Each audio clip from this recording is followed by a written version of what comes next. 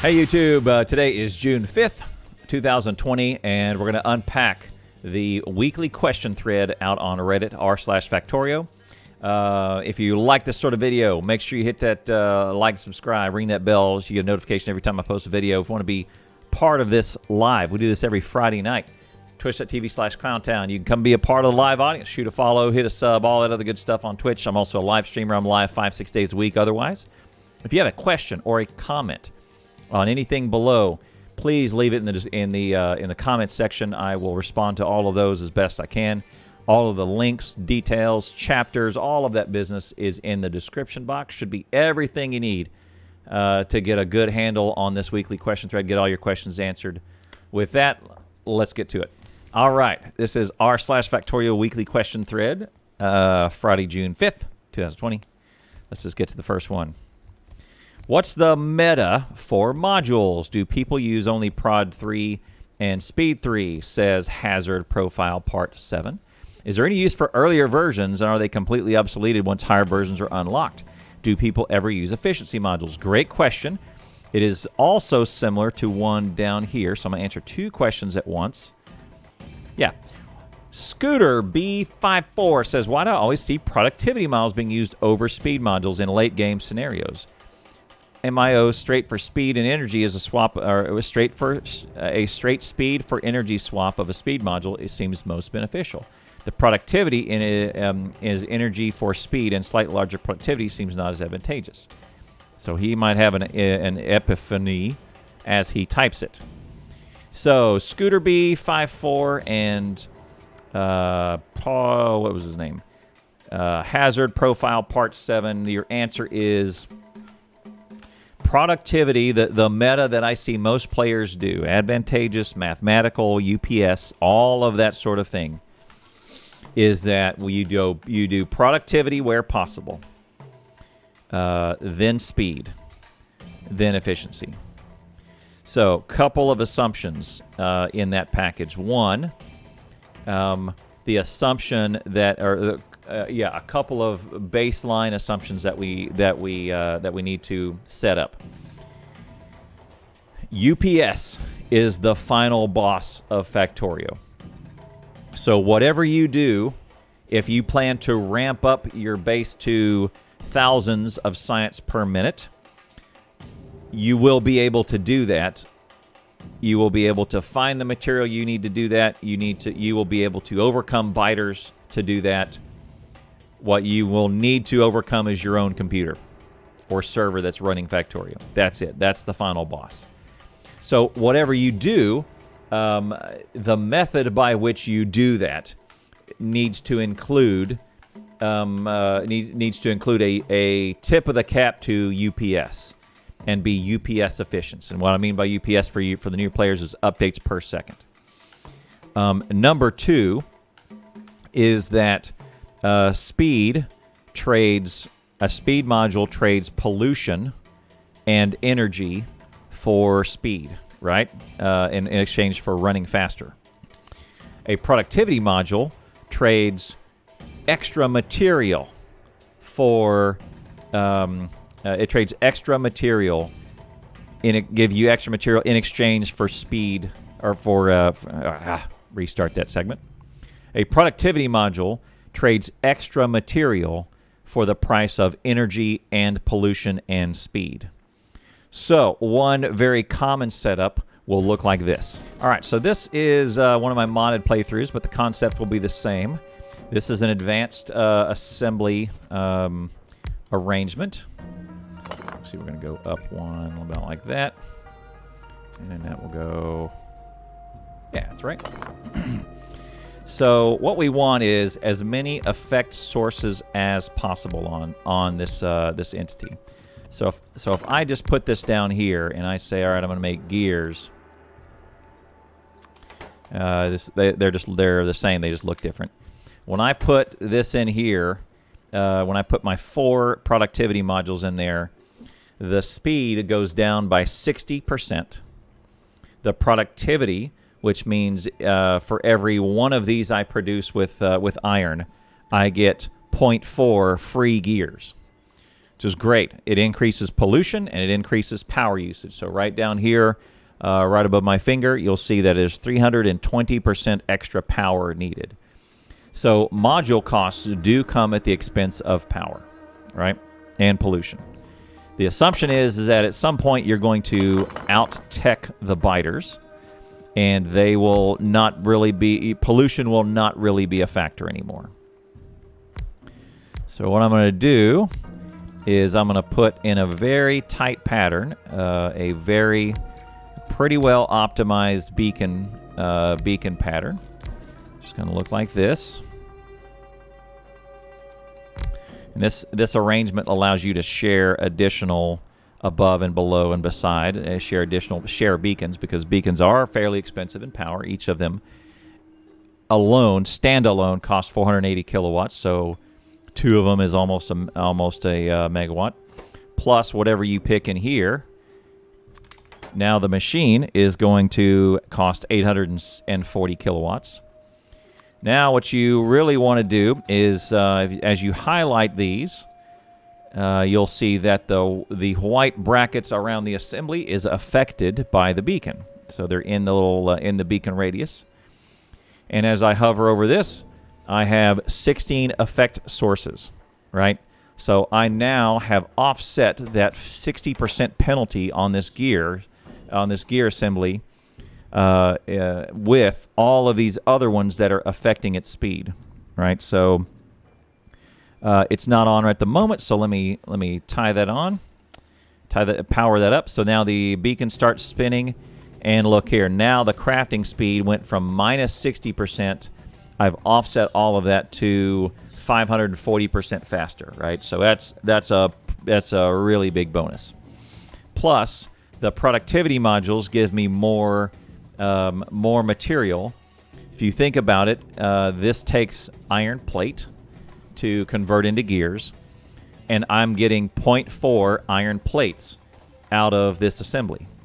So that is mining for iron ore that did not have to happen, smelting with maybe some fuel mined, like coal or solid fuel that had to go into a furnace. None of that had to happen. All I'm doing is putting a finished plate into this machine, and I get 40% more gear out of it. That is a deal. And so not only are you saving all that material down the line, you're also saving all of the UPS that your computer has to do to produce that extra iron to put in here and make an extra gear. Now multiply that over a huge scale, it's pretty big. Now, what I've done is I've traced it back from gear to plate to iron ore. Let's do something bigger. Let's go and look at the science. Oh, the science is going to be different. Let's go look at something like low density, yeah, there we go. Let's go something like rocket control units. Now, rocket control units have the same thing, 40% more rocket control units. Well, these take a blue circuit, a processing unit, and a speed module. Now, that's 40% of speed modules I did not have to produce and put in here. That's also 40% of extra blue circuits that I did not have to put in here. Now, what's a blue circuit made of? Blue circuit is made of sulfuric that I saved, 20 green circuits that I saved, and 2 red circuits that I saved. And then and then the speed module is 5 green, 5 red, right? Multiply that down. What's a green circuit made of? Copper coils and iron plate. Copper coils I did not have to make. I saved copper, I saved iron, I saved oil, all the way up the chain. All of those things did not have to produce in exchange for the extra power and pollution. Now that is not only a steal of a deal for your UPS buck, but it's also a steal for your material that you did not have to go out and grab, right? That is 40% less iron that I had to go mine and train from way out and smelt and do all of those operations. Like, that's a deal, man. This is, so if I just put one of these down, And let me just pick it up from here. That was crafting speed of 8, right? If I just put it down here outside the effect, I get a crafting speed of 1.25. So it's about a 1/6 or so. So I would really have to put down another 6 of these to equal 1 of these in here. Now, every one of these I put down is extra inserters that have to fuel input and output. I'll put it around there, right? I have to power up all these inserters to go in and out of all of these. I have to run belts, and these are modded belts, so you'll see they're crazy fast, right? I have to mine up all of these extra belts for all of these, and all of these inserters and all these assemblers, they cost UPS. Whereas power is much more efficient if it's one power network. It treats it as one power entity. That's a really great deal for UPS and also a really great deal for real estate. So if I beacon an area and I'm able to put down, let's extrapolate, let's put down 8 of these, right? What I would then have to do is now I have to ramp up this times 8. So I need 48 of these to equal this. I can also put down way more assemblers in the same amount of real estate on the map. The other thing that happens is on your map, the bigger your map is, the more RAM it costs your computer to load and to run. So I can have a smaller footprint for the same amount of assembly machines than I do with modules. This is why modules are so awesome. That's why they're end game strategy. Now, the gotcha is you have to have technology, military superiority over your biters, because the pollution will go nuts as soon as you plug this in, not just because of these entities, but because of your power system, unless you're using solar, which solar will cost a lot of real estate. If you're using something like nuclear or coal or solid fuel, like you're throwing it in a furnace using steam, all of those will produce a lot of pollution. Granted, it'll be smaller footprint, etc. You're going to need a lot of power anyway. All of that math, the extra UPS for your power and the extra pollution for your power, is still a great deal for doing this end game. So you want to be careful not to provoke your biters with something like this too early. And also, beacons are kind of expensive. They cost a lot of stuff for you to make. And let me sort through this thing. Like, look at that. It's steel, copper, green, and red circuits, which is fairly expensive, and they're slow crafting. Also, all of these modules take a ton of material to put in, right? So you will need you'll need a lot of material to get this moving. Once you get it moving, then you're good to go end game.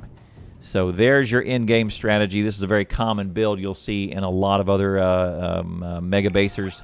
They'll put that schema together, but that's why you want to do productivity modules where you can, and that's also why you'd want it. Then speed modules are second. Right? Hope that helps. The second part of this question is: do we ever use efficiency modules? The answer is yes. On rare occasions, primary use case is they're used in some armor that you really do want. The armor that you make, I think it's Power Armor Mark II. That takes efficiency modules to build, and you want to have something to put in your power supply and your extra exoskeletons. Helps you move around more. You can also power your personal robots.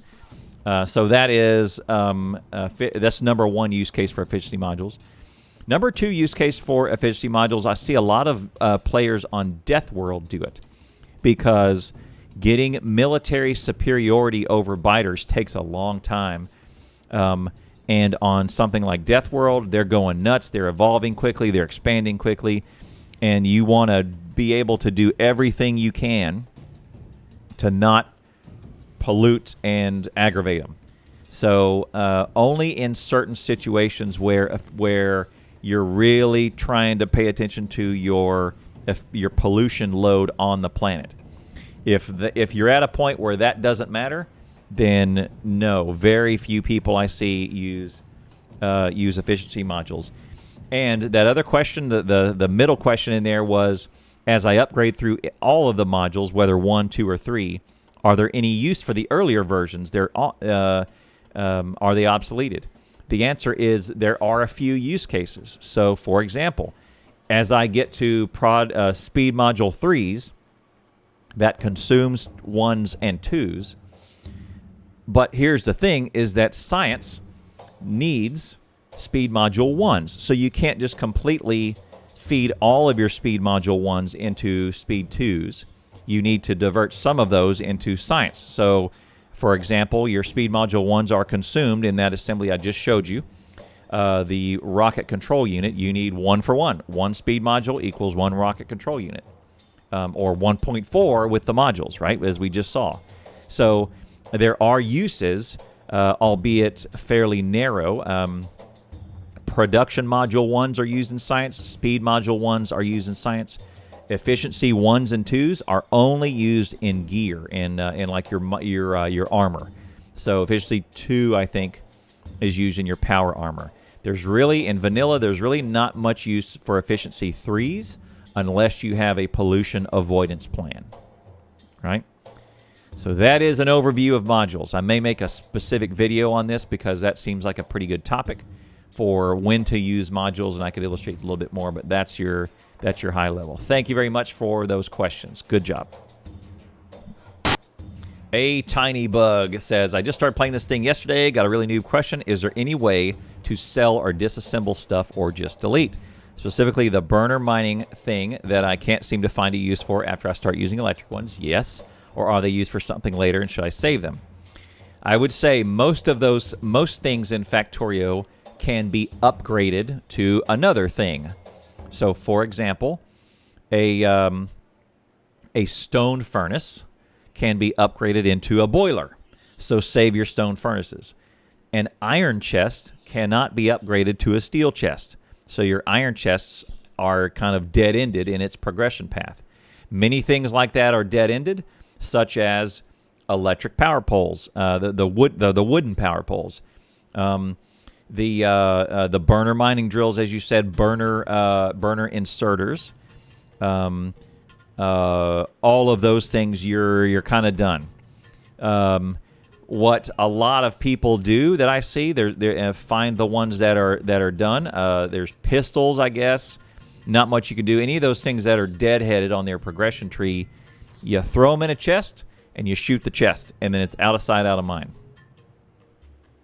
That's really the only way to do it. So all those burner miner drills, yeah, just get rid of them.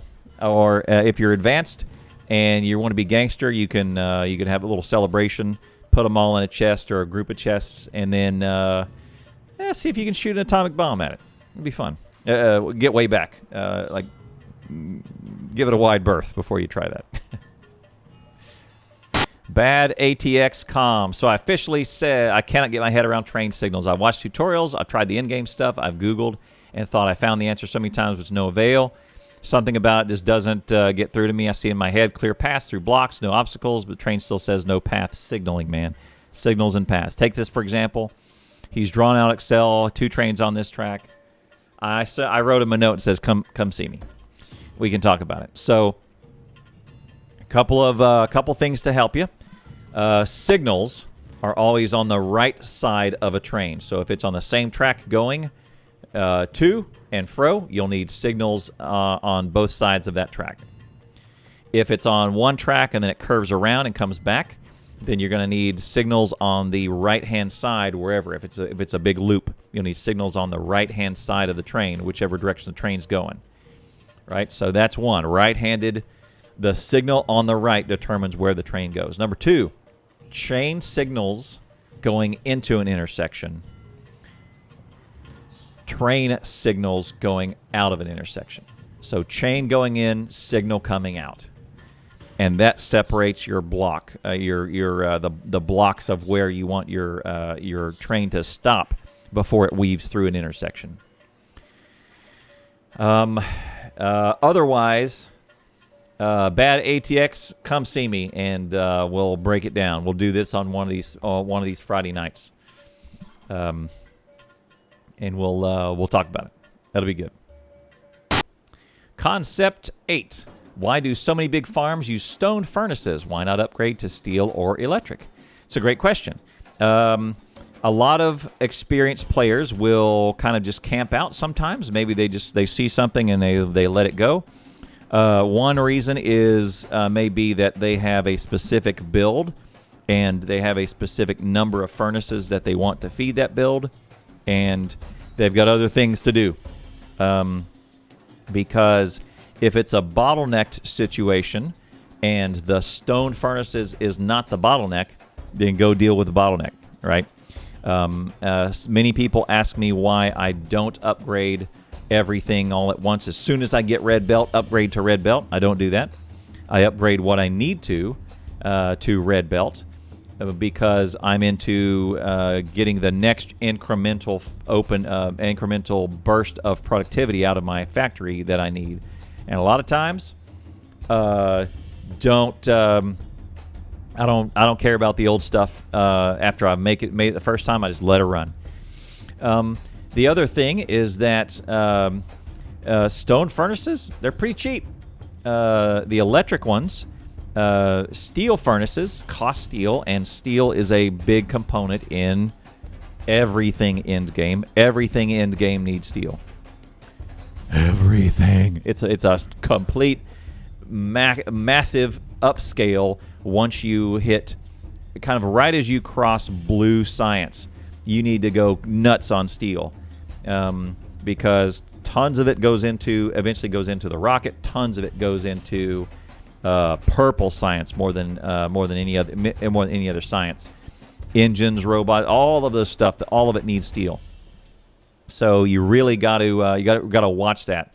So if I will upgrade steel and put some steel furnaces in place for steel, but I won't go back and upgrade iron, say, with steel furnaces unless I really need to, because I'm using my steel for other things.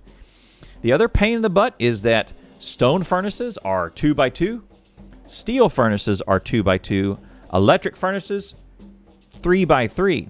So now you have to either have planned a very wide smelting lane and fit in some extra 3x3 room to be able just to place them down, or most commonly you got to rip it all up, and that's a pain. And you only want to do that when you're ready, because as soon as you start ripping up your smelting, like there's dominoes that start happening and stuff starts shutting down. So you got to be ready. You got to throw it into a buffer and then cut it off at the right time, all that stuff. It's pain to do it. But that's overall some of the reasons why not to. But otherwise, end game, the very, very end game is you are going to want electric furnaces with modules, with beacons, cooking everything very quickly, all of that good stuff.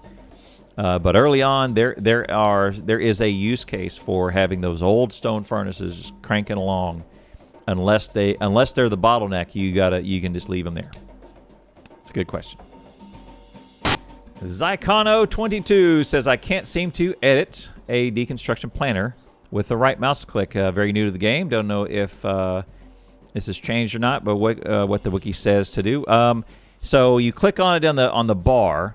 You can't just use it from the bar. You got to click it from the bar. It goes into your hand, and you got to put it in your inventory. Once you put it in your inventory, then it's yours.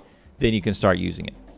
I also I do that. I put one in my inventory, and then I hotkey it down to my toolbar. So now instead of clicking the one on the toolbar on the far right side in the button section, now I click my hotbar section for the same thing. Then once it's in your hotbar, then you can use it just to drag and drop.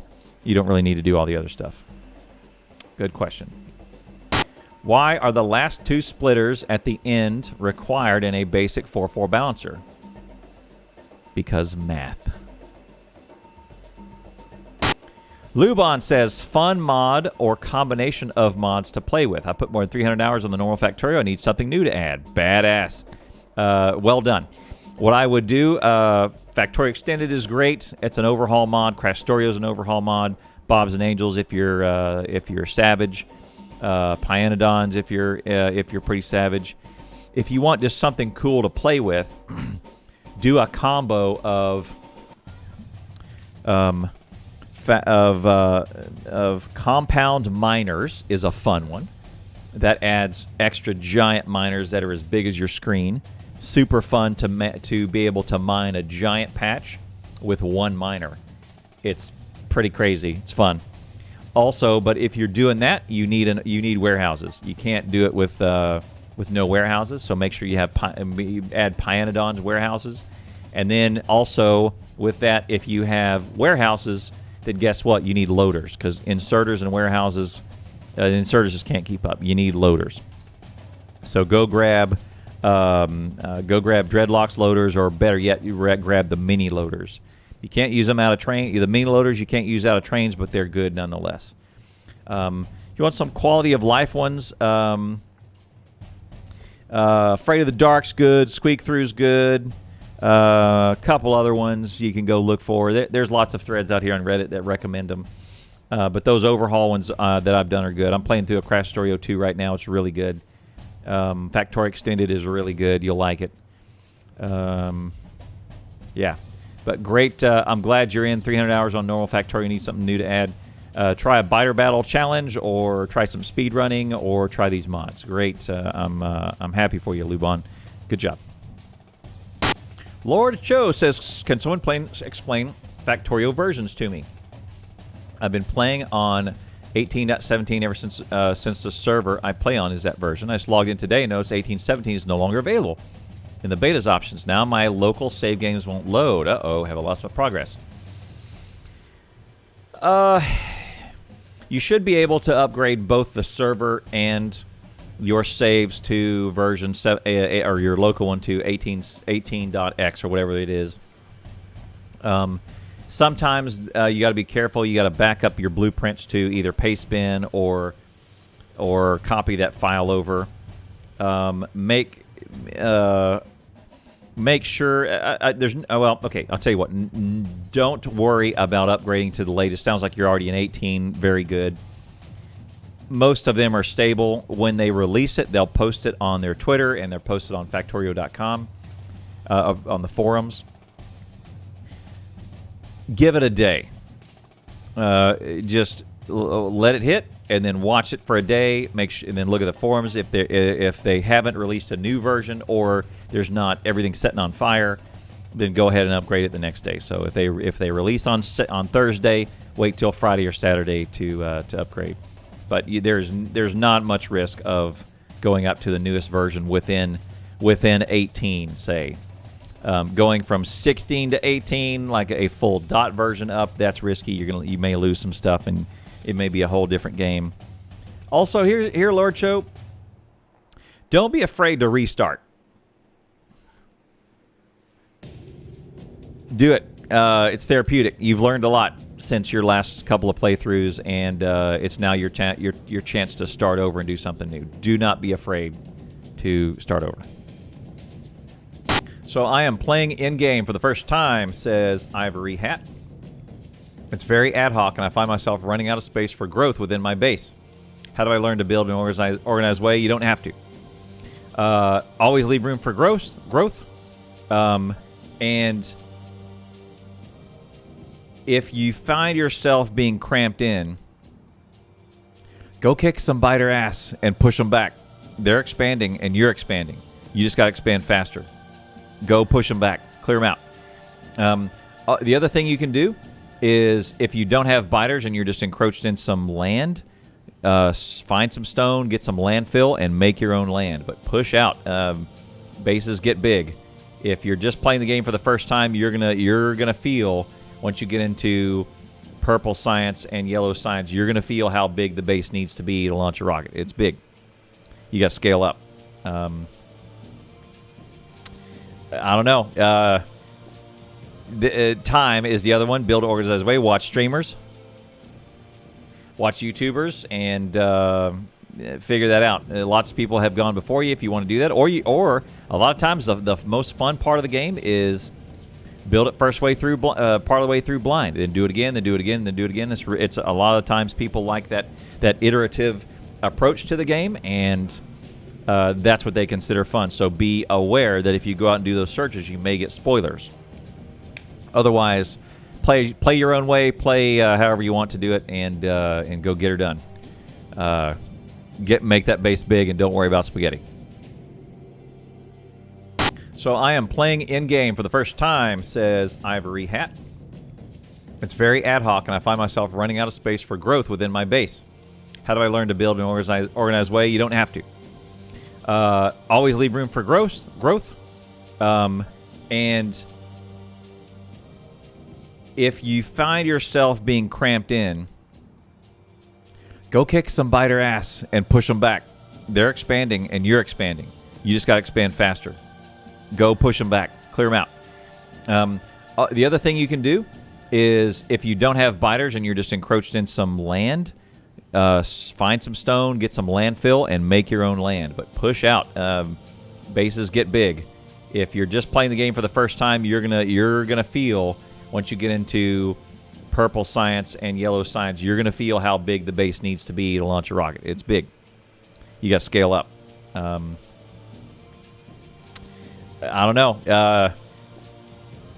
Time is the other one. Build organized way. Watch streamers. Watch YouTubers and figure that out. Lots of people have gone before you if you want to do that. Or a lot of times the most fun part of the game is build it part of the way through blind. Then do it again, then do it again, then do it again. It's a lot of times people like that iterative approach to the game, and that's what they consider fun. So be aware that if you go out and do those searches, you may get spoilers. Otherwise, play your own way, play however you want to do it, and go get her done. Make that base big, and don't worry about spaghetti. Rock me, sexy Jesus, says, aiming for 2K SPM base with a pretty decent computer. Do I need to use beaconed miners for UPS?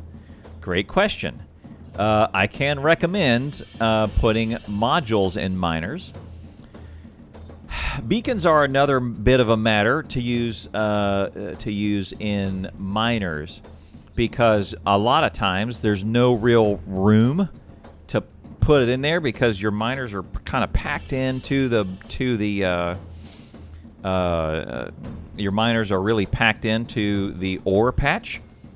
So all I can really say is you feel free to throw speed modules into your mining product, your miners. The reason I don't recommend doing the productivity into your miners is because there's already a better way to get productivity out of your miners, and that's through science. Like, there is a science path that says mining productivity. Do that instead, and then put speed in your miners. There's not much room for beacons. And I also have a feeling that UPS-wise, man, there's bigger fish to fry than mining. Getting rid of multiple inserters where you can, getting rid of pipes, big trains, fewer loops, running pipe underground, fluid control is a very big one. Not connecting every inserter to the logistic network. Reading everything every tick.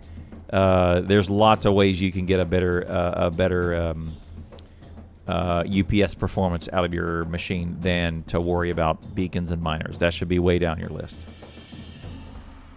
And speaking of which, QtPlatypus says, why are roundabouts a problem with railways? I seen people on YouTube say that they are bad, but rarely say why they're bad. So, a couple things is that they're not necessarily bad.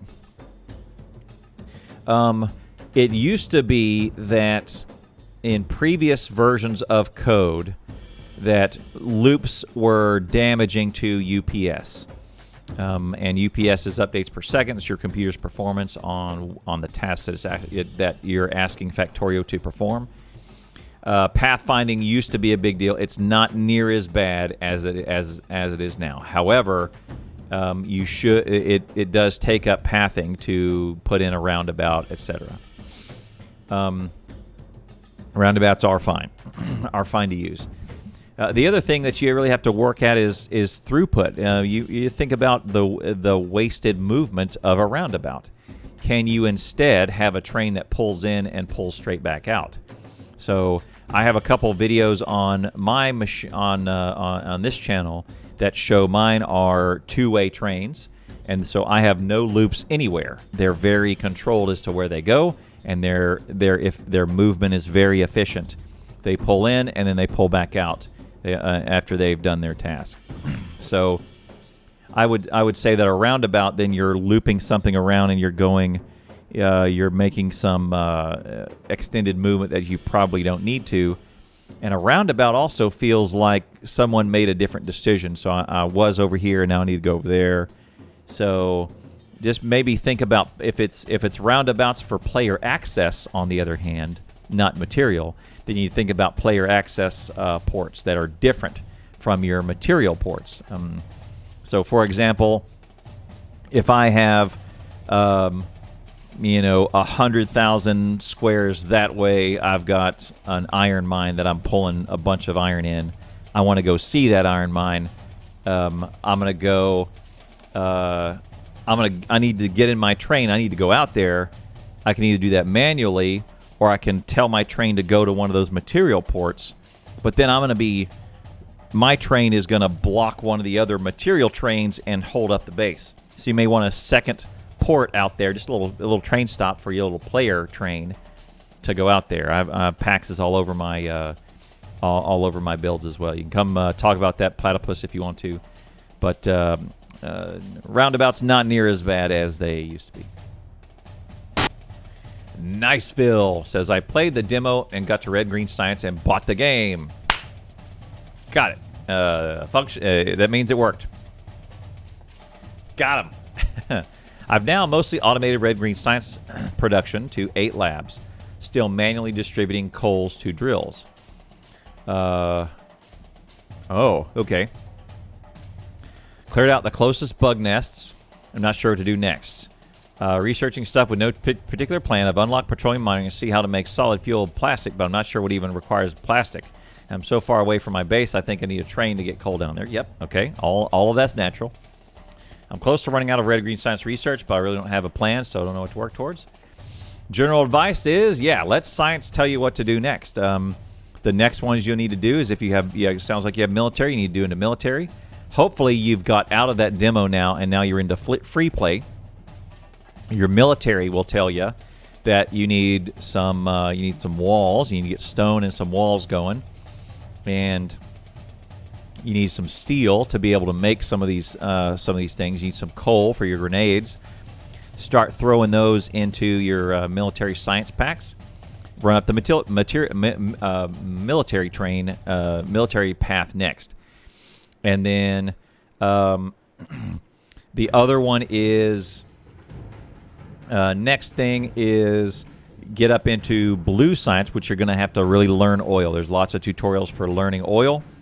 You need refineries, chemical plants, all of those sorts of things. Lots of things need plastic, so don't be afraid. Throw down maybe 12 refineries and 12 chemical plants producing plastics. By the way, you're going to have to upgrade power because refineries are power hogs. So make double sure that you're kind of scaling up all of your base at the same time. Right. Otherwise, let science be your guide. 2 days ago, LikvidJozsi says, am I the only one who thinks the new electric mining drill is way too similar to the burner mining drill? We just did a video on that. I have mistaken the other one for my inventory more than one time. I have to hover over it for the tooltip to see which one it is. Obviously not a huge issue since burners get phased out really quickly. I feel like this is a step backwards, even a small one. Well, great news. Check out the video that I just did. They on FFF 350, they just unpacked why they did all of that. And the electric mining drill is getting a makeover as well.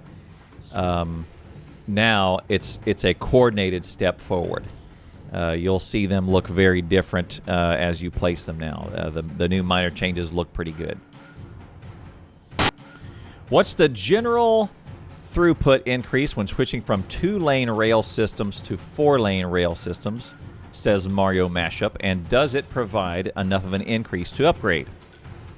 Freeze it right there. I agree with Paco7748. Very few people will need a 4-lane rail system.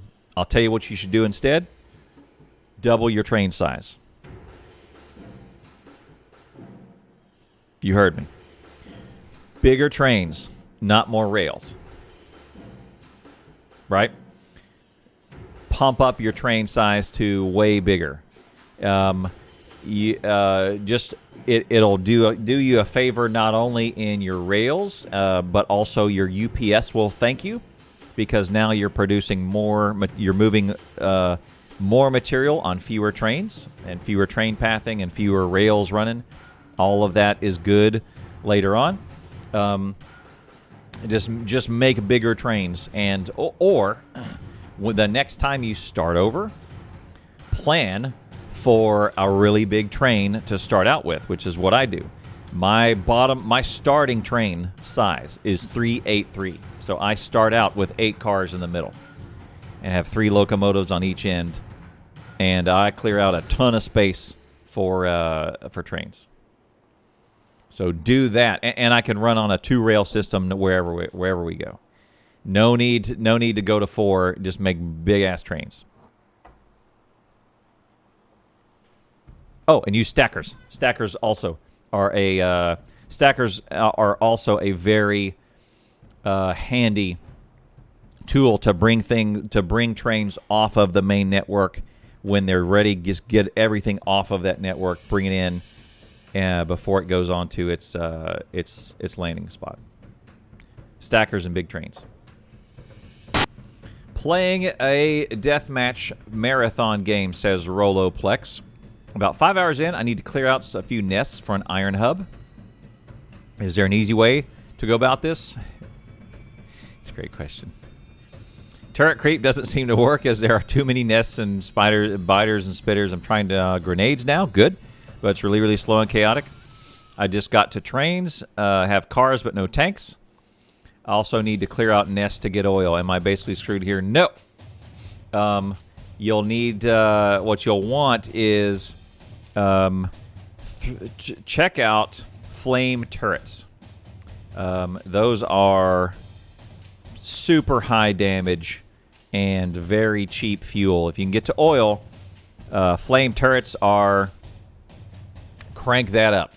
Those are good to kind of wall creep out there with a pipe, and then once you're out there, you set a barrier, and then that's it. That'll be your home base. You can run out there and trigger the biters, run back in, let the oil or let the flame turrets kill them, and then run in and try and turret creep your way to the nest.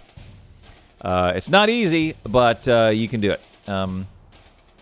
Also, be ready to switch back and forth. If you're having trains now, if you can have lasers are good. You can throw grenades. Poison capsules are also very good. If you can get to poison capsules, they are worm killers. 2 for medium, 3 for large. They're also dirt cheap. If you can get to that tech, poison capsules are your jam. Those, and most of those you can handcraft. I think they're a very quick handcraft. It's circuits and something else, as I remember. Chad will correct me. Poison capsules are really good. But get out there and out-tech the biters, and you'll find something to kill them. It's good stuff.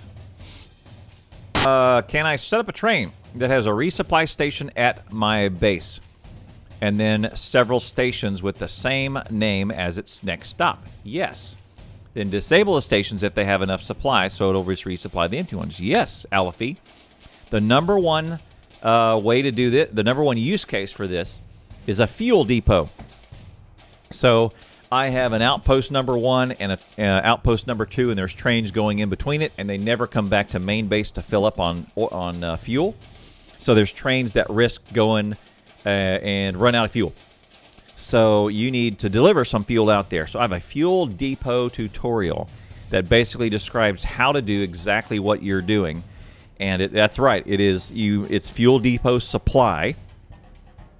That's a unique name. That's at your main base where you fill up on rocket fuel or solid fuel, whatever you're using. And then every other fuel depot is named Fuel Depot. So there's 10 of those. but I've got a signal wire that goes to a chest and says if that chest is empty, enable the train stop. And then that train is sitting at main base, always trying to go to all of those stations at once. And once it fills them all up, it'll come back to main base, fill up, and stop. And then it'll sit there and go no path, no path, no path, no path, until one of those other chests empties, and then it finds its station, and then it's off and running again. That's a great way to do it. That's a great use case, too. Yeah, so Fuel Depot is the way to do it. Now, be very careful about trying this with some of your high volume, like iron plate, copper plate, plastic, all of the stuff that is high volume. Don't do that. Don't do this. Do it for one-off type of small deliveries, low transaction, right? Low transaction deliveries. That's its primary use case. I see people get in trouble all over Reddit every week. They say, I'm trying to do this to where I'm sending a train only when it's needed, and they get themselves in trouble all day long. So that is a good use case. Fuel Depot is a perfect use case to do it. Don't get into the other stuff, because then you're just going to have a bad time. True Pro Gamer 1, is there a way to make so that if you are crafting something that takes a long time but want to craft something right now, you can push it to the new item crafting line? Nope. You have to cancel everything and redo it. The only way to do it otherwise is with a mod. There's a mod out there. It's called Q. Yeah, there's Q to the front NG. But otherwise, no, you cannot click and drag your crafting queue around, or your technology queue around. Neither of those are drag and drop. Unstable_structure says, I have the game on Steam and launched my rocket in last playthrough a few months back. This time I want to try some mods. Okay. Is playing the latest experimental version recommended? Yes. My current version is 17, probably the last stable version. If so, do people set automatically update the latest version? No. Those are great questions to ask together. Yes, I recommend playing experimental. No, no automatic. You need to wait until the version drops. The version that there's no emergency, that stuff doesn't get set on fire, and then give it a day or two for the mod community to update the mods you're using. So you do get back into 8. If you do come to 18, you're going to be delayed a little bit. And there is some judgment and criteria that you'll want to deploy before bumping to the very next version. So only the savages roll the version as soon as it's out. Otherwise, if you have a plan, coming into 18 is worth it. It's great, and the mod community overall very incredibly responsive to the developers' changes. In fact, the developers and mods are usually working hand in hand, and the developers are also making it way easy for mods to exist. This is such a great mod community because the developers encourage this great mod community. But those two work hand in hand. My rule of thumb is I let it drop on Wednesday, and by around Friday, Saturday, I'll roll to the next version. Just be patient, and you're fine. Great questions. I tried searching for mods within the second question. I tried searching for mods from within the game, but the search results don't appear comprehensive. Couldn't find Crastorio 2. In order to find Crastorio 2, you have to be in version 18. But still, I always go to the portal directly and download them manually. I almost rarely go find a new mod in game. I will update the existing mod in game, but I find new ones on the portal. That's my advice for you. Weapuh says, is there anyone available to help deploy a headless server with Docker? Yes, his name is Rain9441. He's a partnered Twitch streamer, and he loves giving out free billable hours to people who want to install Docker. And he will answer every question and be very patient with you. His link is in the chat. Please DM him privately. Yes, ask him about Docker. He's very responsive, very nice, and he gives away hundreds of dollars of developer hours for free.